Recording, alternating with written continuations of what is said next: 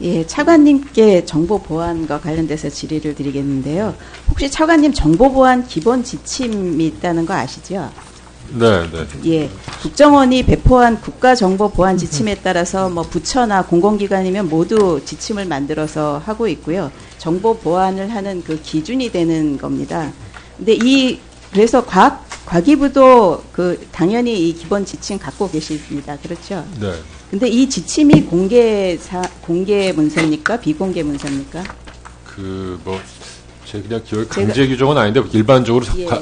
관리적으로 공개하지 않고 있습니다. 예, 과기부에 네, 답변을 받았는데 이걸 대외적으로 공개하지 않는다고 돼 있고요. 사실은 이게 그 보안을 우리가 어떻게 할 건지를 공개를 한다 하는 거는 좀 이상한 일이죠. 네.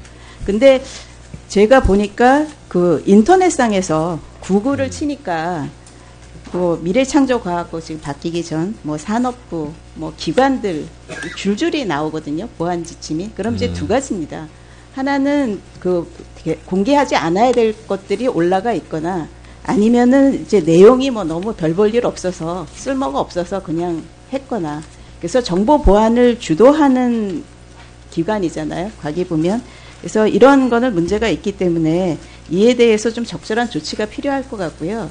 실태를 좀 조사하시고 어떻게 조치를 하실 건지 확감 전에 좀 답을 주시면 감사하겠습니다. 답을 삭제하고요. 그것을 처리 조치해서 보고를 드리겠습니다. 예, 그래 주시면 좋겠습니다. 그다음에 아마 이제 보도가 많이 돼서 아셨을 텐데요. 이게 이제 그 키사의 질문을 드려야 되는 건데 악성 앱에 대해서 질문을 드리겠습니다. 우리나라 국민들 중에서 스마트폰을 쓰는 사람이라면은 플레이스토어나 민원24나 뭐 우체국 택배나 이런 앱 굉장히 많이 쓰실 겁니다. 근데 저기 보이는 저 앱이 뭐 사실은 정상적인 앱하고 똑같이 생겼는데 들어가면 악성 앱이거든요. 자기 개인정보만 가져가는 악성 앱입니다. 모양은 완전히 똑같거나 비슷합니다. 이런 거를 어떻게 깔게 돼 있냐면 그 다음 화면 보여주시면 뭐 여러 가지가 옵니다. 뭐 택배가 왔는데 반송됐습니다. 그래서 하면 저런 앱을 깔라고 유도를 합니다. 우체국 택배가 왔는데 반송됐습니다. 그다음에 그 신청하신 그 전자문서가 민원 서류가 발송됐습니다. 그래서 누르면 민원24 이런 거를 깔게 합니다. 근데 실제로 들어가 보면 저게 제대로 된 정상 앱이 아니고 개인정보를 사취하는 악성 앱들인 거거든요. 그래서 이런 악성 앱들이 보면 굉장히 많이 늘어나고 있습니다. 그래서 심지어는 저런 것들이 민원24나 플레이스토어나 이런 것들이 너무나 이제 크롬이나 너무나 잘 알려져 있기 때문에 이게 정상 앱으로 생각을 해서 개인정보 동의를 너무 쉽게 해주는 거예요. 심지어는 자기의 비밀번호나 뭐 공인인증서 이런 것까지 다 넣어줍니다, 사람들이. 그래서 실질적으로 이런 악성 앱 때문에 2016년까지 공인인증서가 유출된 것이 최근 5년간 8만 건입니다. 그래서 이런 것에 대해서는 계속 증가하고 있고요. 이에 대해서는 정말로 적절한 대응 조치가 있어야 될 것 같은데 이에 대한 대응책 있으십니까? 어디 키사에 말씀해 주시겠습니까? 위원님, 올해 3월 1분기요. 3월 23일 날 앱 접근 권한 이용자에 대한 보호 근거가 마련되어 시행되고 있습니다.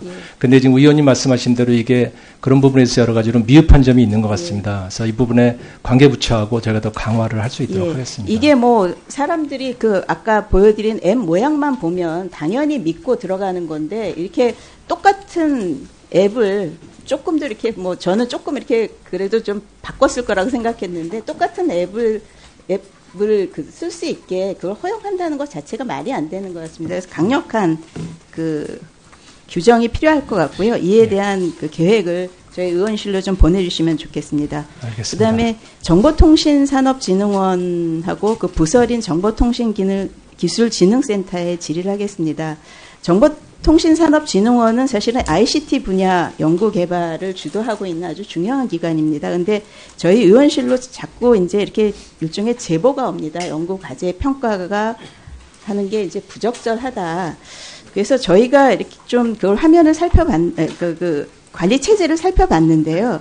진흥센터에서는 보니까 이제 평가위원을 2존을 통해서 등록하고 관리를 하게 돼 있더라고요. 그래서 한 2만 5천 명 정도 평가위원들이 등록이 돼 있습니다.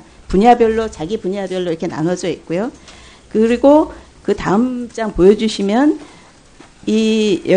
여기서 관리를 한 ICT R&D 사업과 그 평가 과제가 한 8,000건 정도 되거든요. 근데 문제는 이런 그 제보가 자꾸 들어오는 거를 분석을 해보니까 25,000명의 평가위원 풀이 있는데 실질적으로 평가에 참여하신 분들은 14% 정도만 평가에 참여를 하셨습니다. 뭐 그럴 수는 있다고 생각을 합니다. 바쁘신 분들이 평가 안 오신다고 하니까.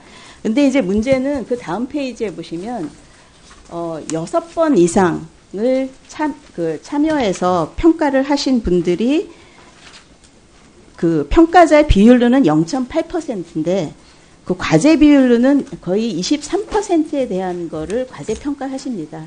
저 소리는 무슨 소리냐 하면 자기 분야죠. ICT에도 분야가 많이 있기 때문에 그 자기랑 유사한 분야에 나오는 과제는 모두 거의 그 사람이 가서 평가한다는 소리거든요. 물론 혼자 평가하시는 건 아니지만 그러다 보니까 이 특정 평가위원이 어떤 평가위원의 파워 이런 거를 구성을 하면서 이게 연구 개발 평가의 공정성과 신뢰성 이런 것들을 좀 무너뜨리는 그런 결과를 초래한 것 같아요. 그래서 제보들이 자꾸 생기는 것 같고요. 이에 대해서 어떻게 생각하십니까? 센터장님이 답해 주시는 게 나을까요? 아니면 원장님? 제가 답변하겠습니다. 사실 요즘에 이제 ICT 기술 평가라는 부분이 굉장히 특정하면서도 굉장히 전문적인 영역이 많이 늘어나고 있지 않습니까? 그래서 이제 평가 풀은 많지만은 사실상 이제 전문 영역으로 가면 그렇게 많지 않다라는 부분도 있고요. 또 전문가들이 그 평가를 하게 되면 여러 가지 그 인센티브가 있어야 되는데 그런 부분이 동인이 높지 않다라는 부분들 뭐 이런 것들 때문에 그런 일이 일어나고 있는 것 같습니다만은 어쨌든 지속적으로 그 우수한 인재 풀 확충하는 거하고 평가 상한제를 저희들이 또 도입을 했습니다. 지금 너무 편중이 돼 있는. 네. 네, 이제 자세한 내용은 좀 서면으로 주시면 감사하겠습니다. 알겠습니다. 예, 그리고 한 가지만 더 말씀드리겠습니다. 여기 ICT 부분은 사실은 여성들의 경제 활동률이 비교적 높은 분야입니다.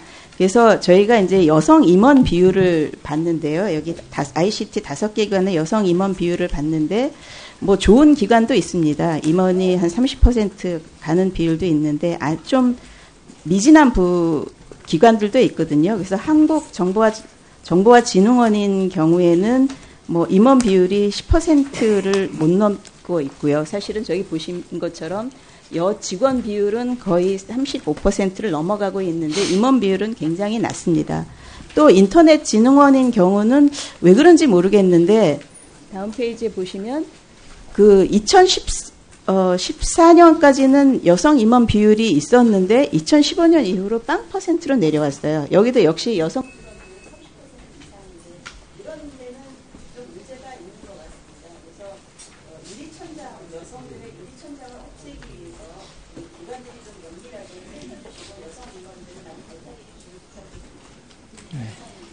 네, 신용인 의원님 수고하셨습니다. 네, 예, 오전 질의 마지막 순서로 김정재 의원님 질의하시고 5차 후 다시 재개하도록 하겠습니다.